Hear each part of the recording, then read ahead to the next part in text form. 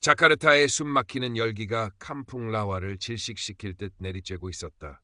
좁고 더러운 골목길은 생활 하수와 뒤섞인 퀴퀴한 냄새로 가득했고 판자로 얼기설기 엮은 집들은 금방이라도 무너져 내릴 듯 위태로웠다. 파푸아 출신 청년 바수키는 오늘도 건설 현장에서 고된 노동을 마치고 돌아오는 길이었다.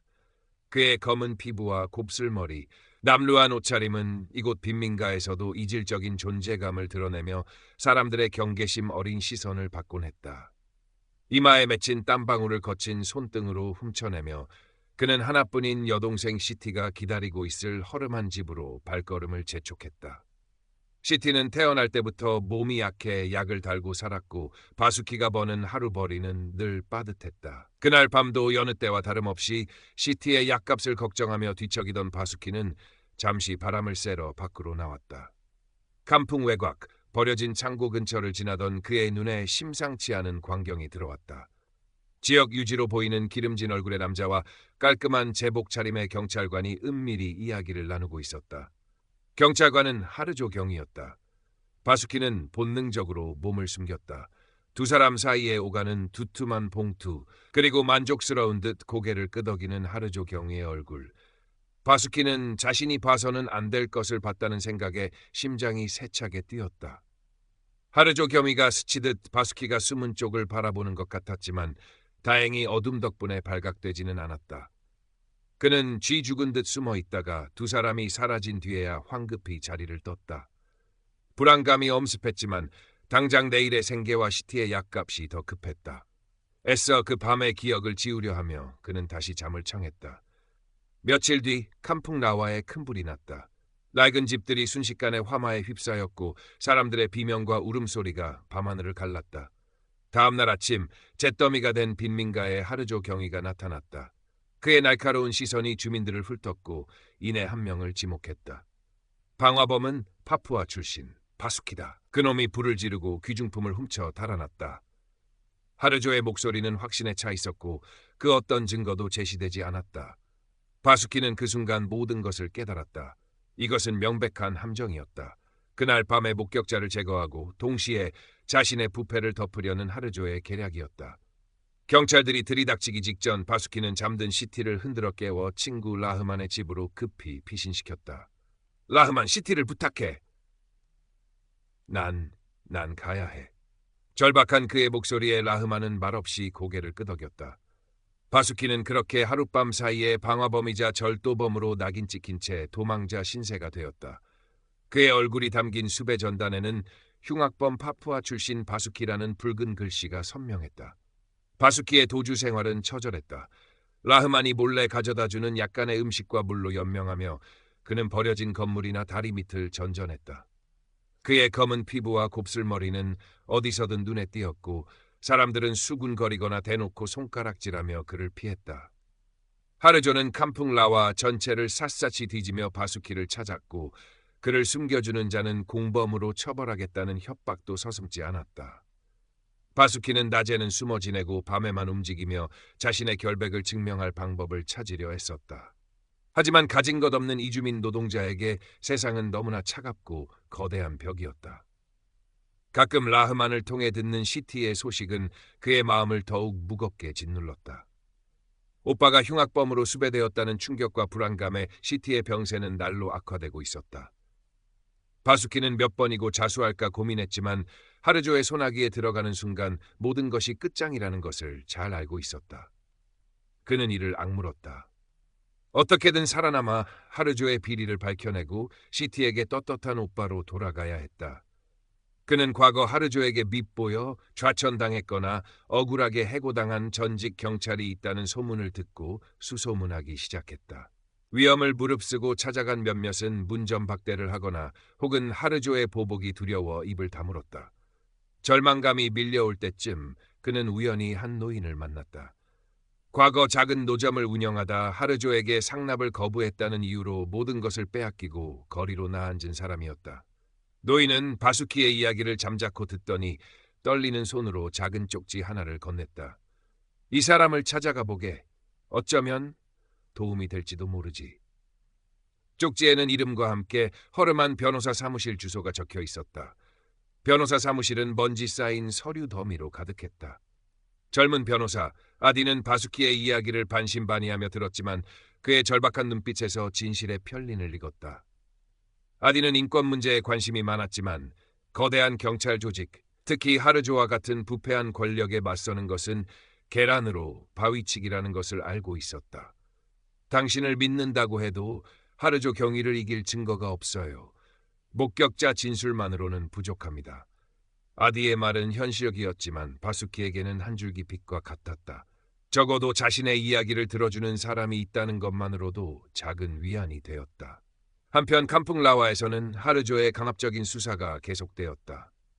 그는 바수키의 행방을 캐묻는다는 명목으로 주민들을 괴롭혔고 작은 트집이라도 잡히면 가차없이 폭력을 행사했다.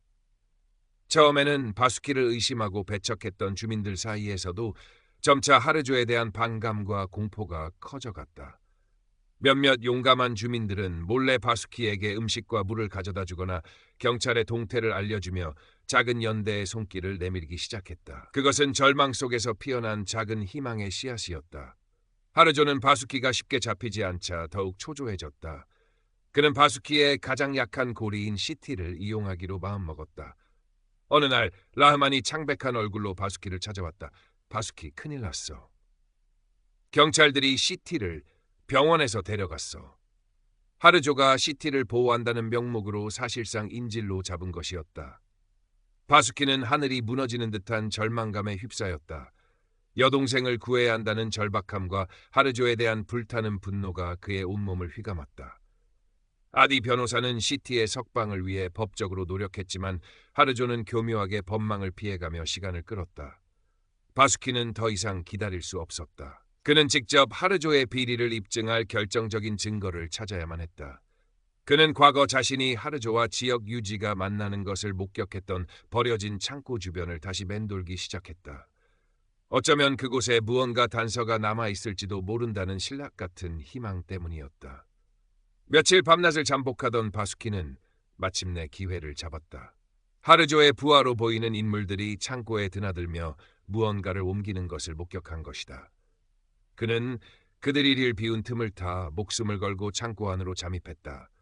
창고 안에는 각종 밀수품으로 보이는 상자들이 가득했고 한쪽 구석 작은 사무실 책상 서랍에서 그는 낡은 장부 하나를 발견했다. 장부에는 날짜와 함께 의문의 숫자들, 그리고 약자로 보이는 이름들이 빼곡히 적혀 있었다. 하르조의 불법적인 거래 내역임이 분명했다. 심장이 미친 듯이 뛰었지만 그는 침착하게 장부를 품에 숨기고 창고를 빠져나왔다.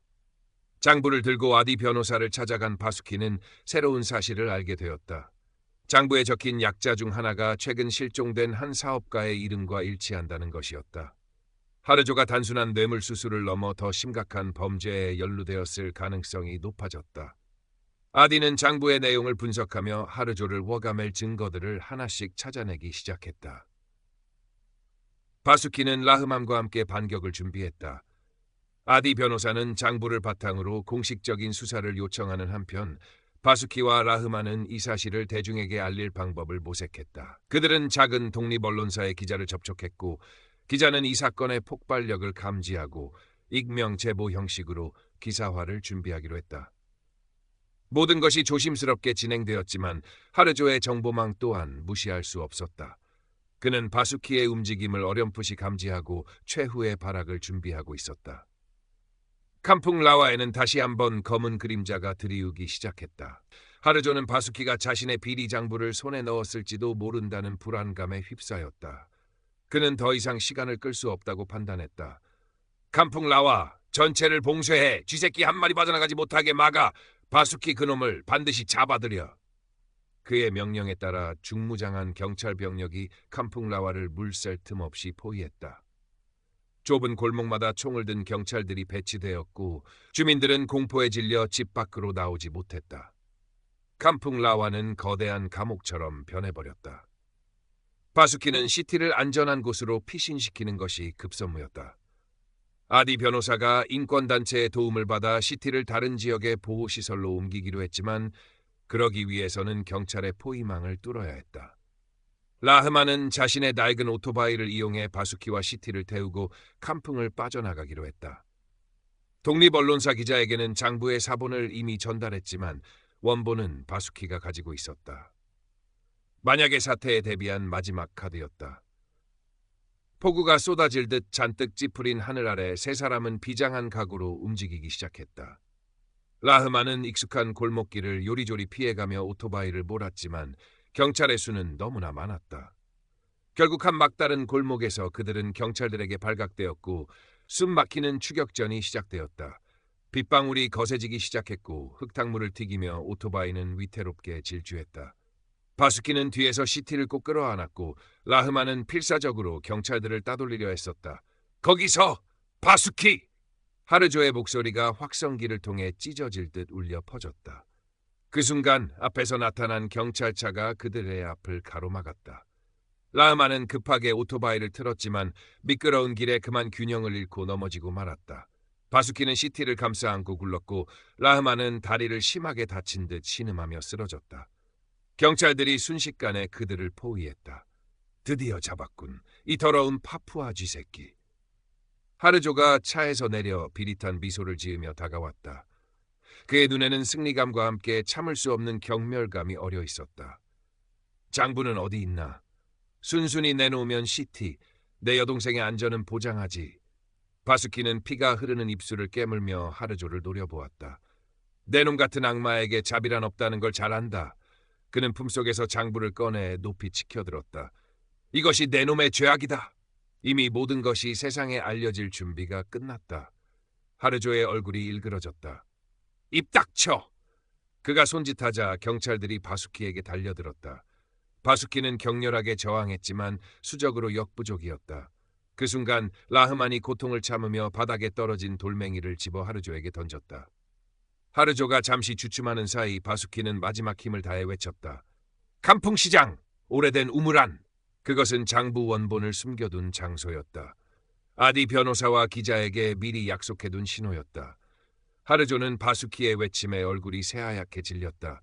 그가 다급하게 부하들에게 소리치려는 순간 캄풍 외곽에서 요란한 사이렌 소리와 함께 여러 대의 차량 불빛이 빠르게 다가오고 있었다. 아디 변호사가 접촉했던 상급기관의 감찰팀과 독립언론사 기자들이 현장에 도착한 것이었다. 하르조는 당황한 기색을 감추지 못했다. 감찰팀 요원들이 신속하게 현장을 통제했고 아디 변호사는 기자들에게 둘러싸여 하르조의 비리 혐의와 바수키의 억울한 누명에 대해 설명하기 시작했다. 바수키가 알려준 장소에서 장부 원본이 발견되었고 이미 언론사로 넘어간 사본의 내용과 일치함이 확인되었다. 하르조가 그동안 저질러온 수많은 부정부패와 권력남용의 증거들이 속속들이 드러나기 시작했다. 그의 추악한 민낯이 만천하에 공개되는 순간이었다. 하르조는 모든 것을 체념한 듯 고개를 떨구었다. 한때 자카르타 뒷골목의 왕처럼 군림했던 그의 시대는 그렇게 막을 내리고 있었다. 그는 차가운 수갑이 채워진 채 감찰팀 차량으로 끌려갔다. 그를 따르던 부패 경찰들 역시 줄줄이 연행되었다. 바수키는 모든 상황이 믿기지 않는다는 듯 멍하니 서 있었다. 쏟아지는 카메라 플래시와 기자들의 질문 세례 속에서 그는 비틀거렸다. 시티는 안전하게 구출되어 보호시설로 옮겨졌고 라흐만은 병원으로 후송되어 치료를 받았다. 바수키 역시 병원에서 간단한 치료를 받았지만 그의 몸과 마음에 새겨진 상처는 쉽게 아물 것 같지 않았다. 며칠 후 하르조 경위의 비리 사건은 인도네시아 전역을 뒤흔드는 큰 스캔들로 번졌다. 그와 결탁했던 지역 유지들과 부패한 공무원들이 줄줄이 수사선상에 올랐고 경찰 조직 내부의 자정 요구 또한 거세졌다. 바수키는 방화 및 절도 혐의를 완전히 벗었지만 도주 과정에서 공무집행을 방해했다는 등의 가벼운 혐의로 조사를 받아야 했다.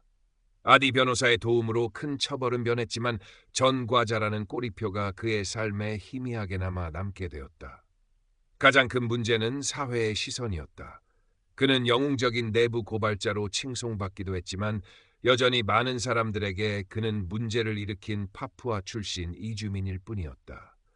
그가 겪었던 끔찍한 일들은 쉽게 잊히지 않았고 평범한 일상을 되찾는 것은 요원해 보였다.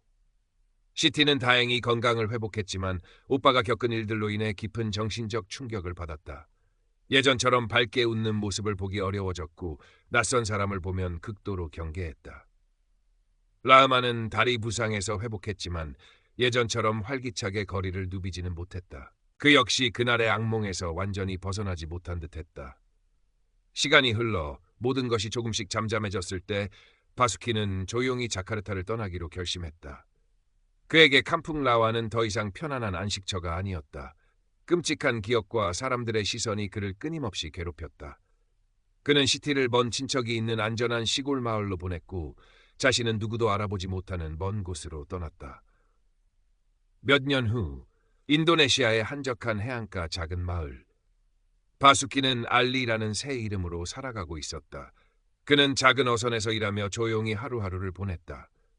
그의 얼굴에는 과거의 고통이 남긴 깊은 주름이 여전히 남아 있었지만 눈빛은 예전보다 한결 평온해져 있었다. 그는 여전히 세상에 대한 경계심을 완전히 풀지 못했고 밤이면 악몽에 시달리기도 했지만 거친 파도와 함께하는 고된 노동 속에서 조금씩 상처를 치유해 나가고 있었다. 가끔 그는 멀리서나마 시티의 소식을 전해 들었다. 시티는 시골 마을에서 조금씩 건강을 되찾고 학교에도 다니기 시작했다는 이야기였다. 바수키는 직접 찾아가 볼 용기는 내지 못했지만 여동생이 평범한 삶을 살아가고 있다는 사실만으로도 작은 위안을 얻었다. 그가 이룬 정의는 분명 값진 것이었지만 그 대가는 혹독했다. 그는 모든 것을 잃었고 이름마저 버린 채 살아가야 했다. 하지만 그의 마음 한구석에는 작은 불씨 같은 믿음이 꺼지지 않고 남아 있었다. 언젠가 아주 먼 훗날이라도 자신과 같은 억울한 피해자가 더 이상 나오지 않는 세상이 오기를, 그리고 시티가 아무런 상처 없이 행복하게 살아갈 수 있기를 그는 간절히 바랐다. 어느 날 저녁, 바수키는 일을 마치고 홀로 바닷가에 앉아 검붉게 물드는 노을을 바라보고 있었다.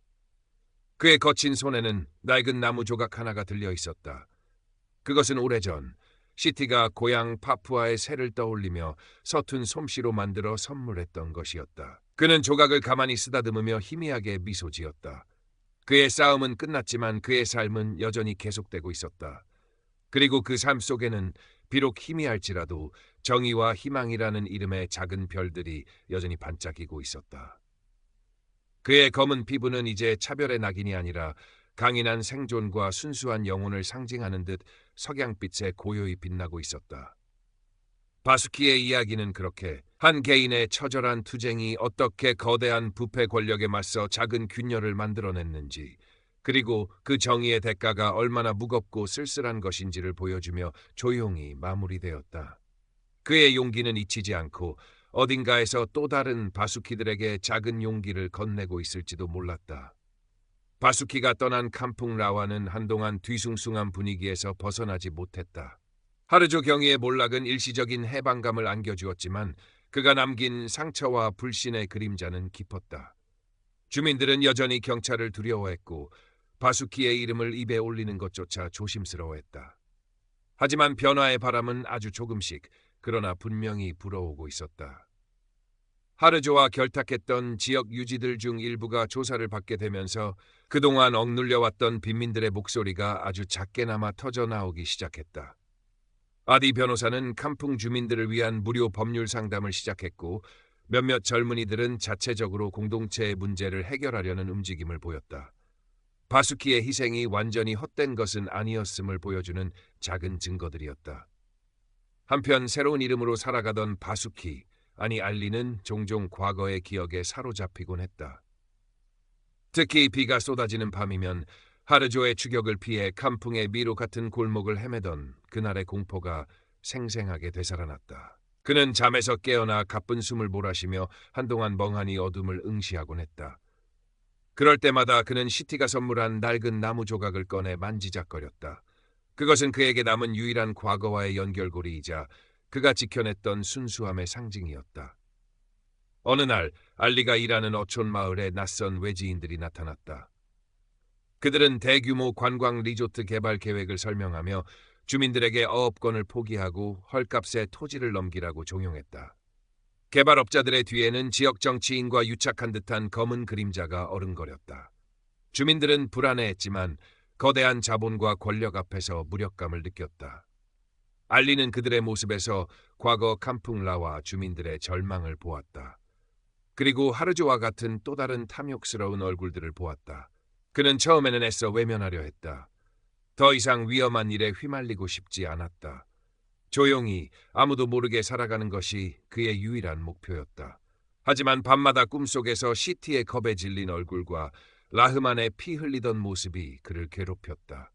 그리고 마음속 깊은 곳에서부터 뜨거운 무언가가 다시 끓어오르는 것을 느꼈다. 그것은 잊었다고 생각했던 불의에 대한 분노와 약자에 대한 연민이었다. 며칠을 고민하던 알리는 마침내 결심했다. 그는 마을 사람들을 모아놓고 조심스럽게 자신의 과거 이야기를 털어놓았다. 물론 이름과 장소는 바꾸었지만 부패한 권력에 맞서 싸웠던 한 남자의 이야기는 주민들의 마음에 큰 파문을 일으켰다. 그의 이야기에 용기를 얻은 몇몇 젊은 어부들이 앞장서서 개발 계획의 부당함을 알리고 조직적으로 대응하기 시작했다. 알리는 전면에 나서지는 않았지만 뒤에서 그들에게 자신의 경험을 바탕으로 한 조언을 아끼지 않았다. 그는 법의 허점을 파고드는 방법, 여론을 형성하는 방법, 그리고 무엇보다 중요한 것은 단결된 힘이라는 것을 가르쳐 주었다. Current Part Characters, NPL 99, Total Characters 1206.87. 마을 사람들의 저항은 거셌지만 개발업자들의 방해 공작 또한 만만치 않았다. 그들은 용역 깡패를 동원해 주민들을 위협했고 지역 언론을 매수해 불리한 기사를 퍼뜨렸다. 알리는 이 모든 과정이 과거 자신이 겪었던 일들과 너무나 흡사하다는 것을 깨달았다. 하르조는 사라졌지만 하르조와 같은 괴물들은 세상 어디에나 존재했다. 그리고 그 괴물들은 언제나 약한 자들의 피와 땀을 먹고 자라났다. 싸움은 길고 지루하게 이어졌다. 몇몇 주민들은 지쳐서 포기하기도 했고 내부에서 갈등이 생기기도 했다. 하지만 알리는 묵묵히 그들의 곁을 지켰다. 그는 더 이상 도망치지 않았다. 그에게는 이제 지켜야 할 새로운 공동체가 생긴 것이었다. 그는 밤이면 몰래 개발 현장 주변을 정찰하며 증거를 수집했고 낮에는 주민들과 함께 시위에 참여했다. 그의 검은 피부와 강인한 눈빛은 이제 더 이상 차별의 대상이 아니라 저항의 상징처럼 여겨지기 시작했다. 그러던 어느 날 결정적인 기회가 찾아왔다. 개발업자들이 환경평가 보고서를 조작했다는 내부 고발이 터져 나온 것이다.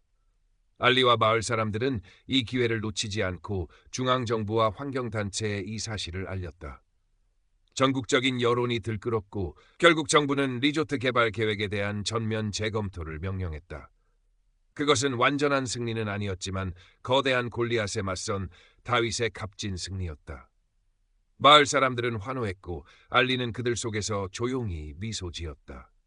그는 자신이 과거에 잃었던 많은 것들을 이 작은 어촌 마을에서 조금이나마 되찾은 것 같은 기분이 들었다. 물론 그의 마음속 상처가 완전히 사라진 것은 아니었다. 시티에 대한 그리움과 죄책감, 그리고 세상에 대한 깊은 회의감은 여전히 그의 그림자처럼 따라다녔다. 개발 계획이 백지화된 후 알리는 다시 조용한 어부의 삶으로 돌아가려 했다. 하지만 마을 사람들은 그를 가만두지 않았다. 그들은 알리를 새로운 마을 대표로 추대하려 했다. 알리는 극구 사양했지만 그들의 간절한 눈빛을 외면할 수 없었다. 그는 자신이 과연 그럴 자격이 있는지 또다시 과거의 악몽이 되풀이되지는 않을지 두려웠다. 그때 멀리서 한 통의 편지가 도착했다. 시티가 보낸 편지였다. 어설픈 글씨였지만 거기에는 오빠에 대한 그리움과 함께 오빠가 자랑스럽다는 내용이 적혀 있었다. 그리고 마지막에는 이렇게 쓰여 있었다. 오빠, 어디에 있든 오빠는 항상 나의 영웅이야. 그리고 이제는 다른 사람들의 영웅이 되어줘. 알리는 편지를 읽고 또 읽으며 뜨거운 눈물을 흘렸다. 시티의 편지는 그의 마지막 망설임을 날려버렸다. 그는 더 이상 과거에 얽매여 숨어 지내지 않기로 결심했다. 그는 마을 사람들의 뜻을 받아들여 비록 작고 힘없는 공동체일지라도 그들을 위해 자신의 남은 삶을 바치기로 했다. 그의 싸움은 아직 끝나지 않은 것이었다. 어쩌면 이제부터가 진짜 시작일지도 몰랐다. 알리가 마을 대표가 된 후 작은 어촌 마을에는 많은 변화가 생겼다. 그는 주민들과 함께 낡은 기반 시설을 정비하고 아이들을 위한 작은 도서관을 만들었다. 외부의 부당한 간섭으로부터 마을을 보호하기 위해 법률 공부도 게을리하지 않았다. 그의 진심 어린 노력에 마을 사람들은 깊은 신뢰를 보냈고 마을은 이전보다 훨씬 활기차고 단단한 공동체로 발전해갔다. 물론 어려움이 없는 것은 아니었다. 과거 개발업자와 유착했던 지역 정치인들은 여전히 호시탐탐 마을을 노렸고 사사건건 그의 발목을 잡으려 했다. 하지만 알리는 더 이상 혼자가 아니었다. 그에게는 함께 싸워줄 든든한 마을 사람들이 있었고 멀리서나마 그를 응원하는 아디 변호사와 같은 조력자들도 있었다. 몇 년이 더 흘렀다. 알리는 이제 중년의 나이가 되었지만 그의 눈빛은 여전히 젊은 날의 열정으로 빛나고 있었다. 그는 가끔씩 자카르타에서 들려오는 소식에 귀를 기울였다. 하르조는 감옥에서 복역 중이었고 그와 관련된 부패 사슬의 일부는 여전히 수사 중이라는 이야기가 들려왔다. 세상은 더디지만 조금씩 변하고 있는 것처럼 보였다. 어느 화창한 봄날 마을에는 작은 축제가 열렸다. 알리가 처음 이 마을에 왔을 때와는 비교할 수 없을 만큼 풍요롭고 평화로운 모습이었다. 아이들의 웃음소리가 가득했고 어른들의 얼굴에는 만족스러운 미소가 넘실거렸다. 알리는 그 모습을 흐뭇하게 바라보며 문득 시티의 얼굴을 떠올렸다. 축제가 한창일 무렵 마을 입구에 낯선 차 한 대가 멈춰섰다. 차에서 내린 사람은 뜻밖에도 아디 변호사였다. 그리고 그의 옆에는 이제 어엿한 숙녀로 성장한 시티가 수줍은 미소를 지으며 서 있었다. 알리는 자신의 눈을 의심했다. 꿈에도 그리던 여동생이 그토록 보고 싶었던 시티가 그의 눈앞에 서 있는 것이었다. 오빠! 시티는 알리에게 달려와 와락 안겼다. 알리는 떨리는 손으로 여동생을 힘껏 끌어안았다. 두 사람의 눈에서는 뜨거운 눈물이 하염없이 흘러내렸다. 오랜 세월 동안 가슴속에 묻어두었던 그리움과 회한, 그리고 기쁨이 한꺼번에 터져나온 순간이었다. 아디 변호사는 두 사람의 재회를 따뜻한 눈으로 지켜보며 말했다. 알리 씨, 아니 바수키 씨. 당신이 이곳에서 이룬 모든 것을 들었습니다. 당신은 정말 대단한 일을 해냈어요. 그리고 시티 양도 이제 당신을 만날 준비가 된 것 같아서 함께 왔습니다. 시티는 오빠의 손을 잡고 마을을 둘러보았다. 오빠가 일군 평화롭고 아름다운 마을의 모습에 그녀는 감탄을 금치 못했다. 그리고 오빠를 존경과 사랑의 눈빛으로 바라보는 마을 사람들의 모습에서 깊은 감동을 받았다. 그녀는 더 이상 과거의 트라우마에 갇힌 연약한 소녀가 아니었다. 오빠의 용기와 희생을 마음속 깊이 간직하며 꿋꿋하게 성장한 강인한 여성이 되어 있었다. Current Part Characters 1087, Total Characters 166447. 그날 밤 알리, 아니 바수키는 시티와 함께 밤늦도록 이야기를 나누었다. 그동안 서로에게 하지 못했던 수많은 이야기들이 별빛 아래 끝없이 이어졌다. 바수키는 자신이 겪었던 고통과 절망, 그리고 새로운 희망을 찾기까지의 과정을 담담하게 털어놓았다. 시티는 오빠의 이야기를 조용히 들어주며 때로는 함께 눈물 짓고 때로는 함께 미소 지었다. 다음 날 시티는 오빠에게 작은 선물을 건넸다. 그것은 그녀가 직접 그린 그림이었다. 그림 속에는 환하게 웃고 있는 바수키와 시티, 그리고 그들을 따뜻하게 감싸고 있는 아름다운 파푸아의 자연 풍경이 담겨 있었다. 그림 한쪽 구석에는 작은 글씨로 이렇게 적혀 있었다. 나의 영웅, 우리 오빠에게 사랑을 담아 시티가. 바수키는 그림을 받아들고 한동안 말을 잇지 못했다. 그 어떤 값비싼 선물보다도 소중한 세상에서 가장 아름다운 그림이었다. 그는 시티를 꼭 안아주며 속삭였다. 고맙다, 시티야. 정말 고맙다. 시티는 며칠 동안 오빠와 함께 마을에 머물며 행복한 시간을 보냈다. 그녀는 오빠가 얼마나 많은 사람들에게 사랑과 존경을 받고 있는지, 그리고 얼마나 가치 있는 삶을 살고 있는지를 직접 눈으로 확인했다. 떠나기 전날 밤 시티는 바수키에게 말했다. 오빠, 이제 나는 괜찮아. 오빠도 이제 과거의 아픔은 잊고 행복하게 살았으면 좋겠어. 그리고 가끔은 나도 보러 와줘. 바수키는 말없이 고개를 끄덕였다. 시티의 말은 그에게 큰 위로와 용기를 주었다. 그는 더 이상 어둠 속에 숨어 지내는 유령이 아니었다. 그는 사랑하는 여동생이 있었고 그를 믿고 따르는 마을 사람들이 있었다. 그리고 그에게는 아직 해야 할 일들이 많이 남아 있었다. 시티가 떠난 후 바수키는 다시 일상으로 돌아왔다. 하지만 그의 마음은 이전과는 달랐다. 깊은 상처는 여전히 남아 있었지만 그 위로 따뜻한 햇살이 내리쬐는 듯한 평온함이 찾아왔다. 그는 시티가 남기고 간 그림을 자신의 작은 방, 가장 잘 보이는 곳에 걸어두었다. 그림을 볼 때마다 그는 새로운 힘을 얻곤 했다. 그의 삶은 여전히 소박했고 세상은 여전히 불의와 부조리로 가득했지만 그는 더 이상 절망하지 않았다. 그는 자신이 할 수 있는 작은 일들을 통해 세상을 조금씩 변화시켜 나갈 수 있다고 믿었다.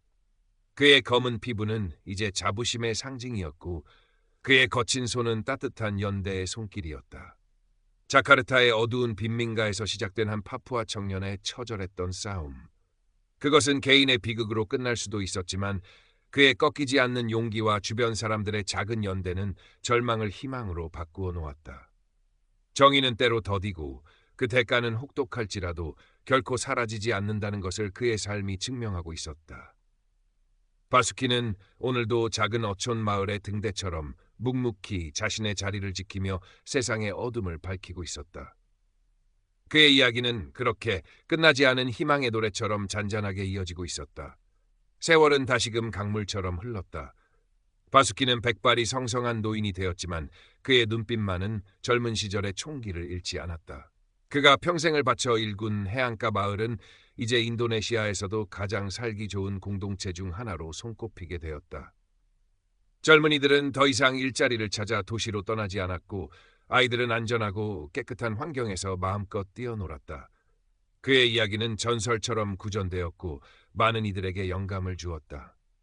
시티 역시 어여쁜 사회의 일원이 되어